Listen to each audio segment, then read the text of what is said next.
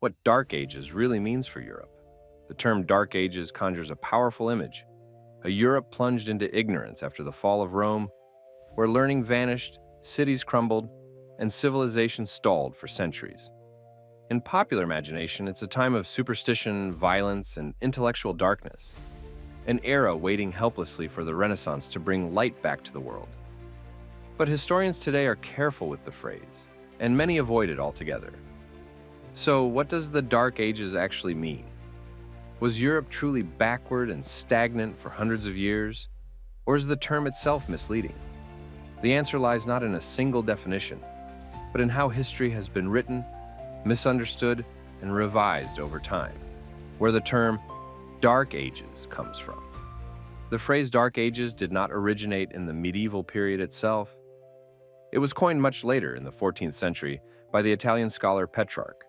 For him, the darkness referred not to a lack of intelligence or culture, but to what he saw as a decline in the quality of Latin literature after the fall of the Roman Empire. Petrarch admired classical Rome and Greece, and he viewed the centuries between antiquity and his own time as culturally inferior, dark in comparison to the perceived brilliance of classical civilization. His judgment was literary and aesthetic, not scientific or economic. Later thinkers expanded the term far beyond its original intent. How the Dark Ages myth took hold. During the Enlightenment 17th and 18th centuries, philosophers promoted reason, science, and skepticism of religious authority. To emphasize their own intellectual progress, they often portrayed the Middle Ages as a time dominated by superstition and blind faith. In the 19th century, historians and popular writers further exaggerated this contrast. They depicted medieval Europe as stagnant, dirty, and ignorant, turning the phrase Dark Ages into a blanket label for everything they believed modern society had overcome. This version of history was easy to tell and easy to believe, but it was deeply flawed. What time period does the Dark Ages actually cover?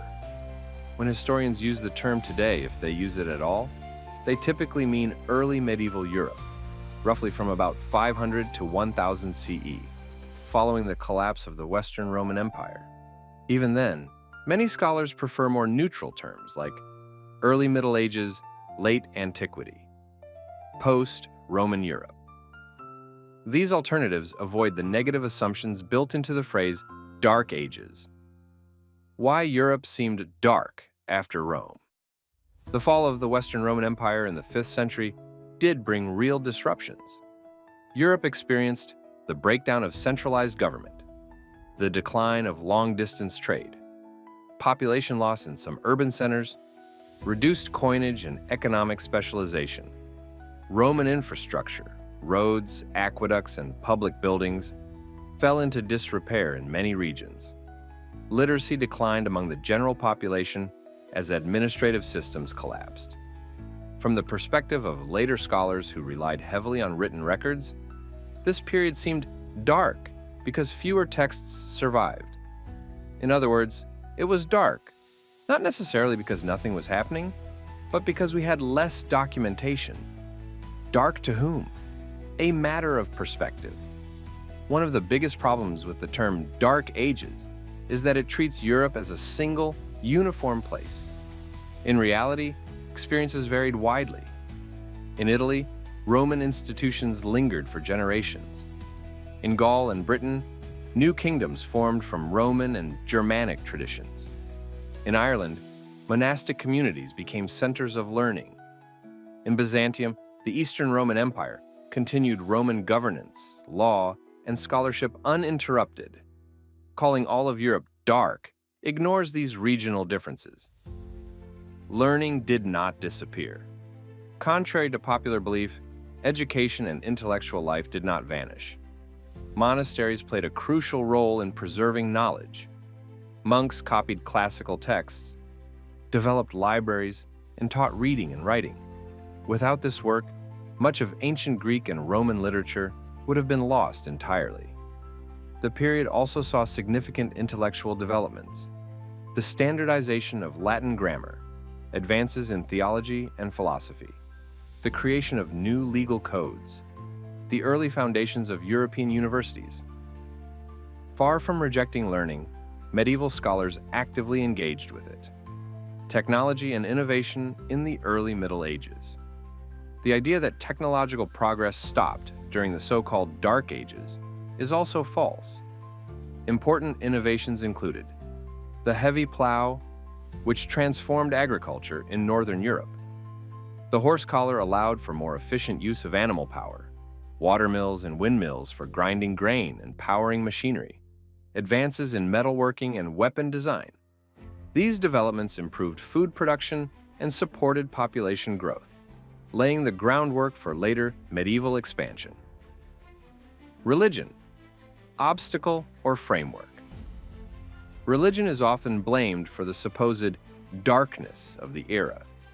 While it's true that the church held significant power, it also provided stability during a time of political fragmentation.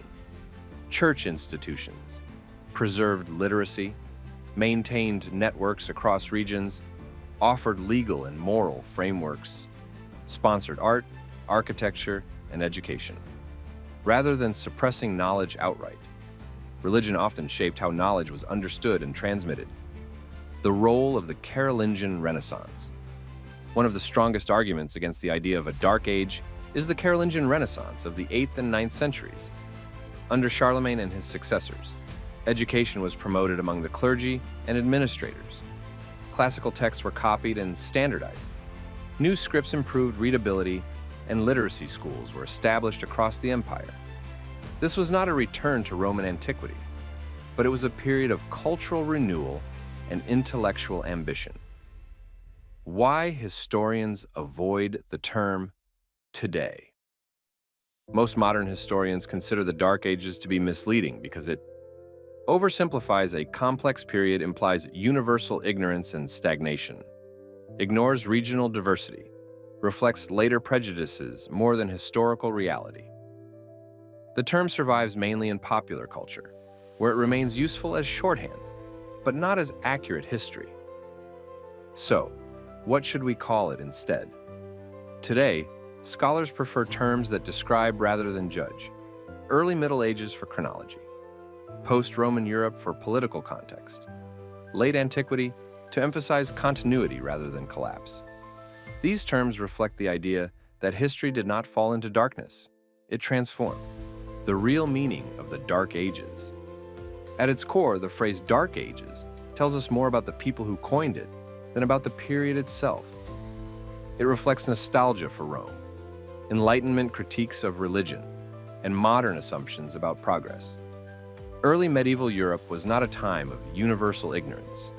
It was a period of adaptation, experimentation, and survival.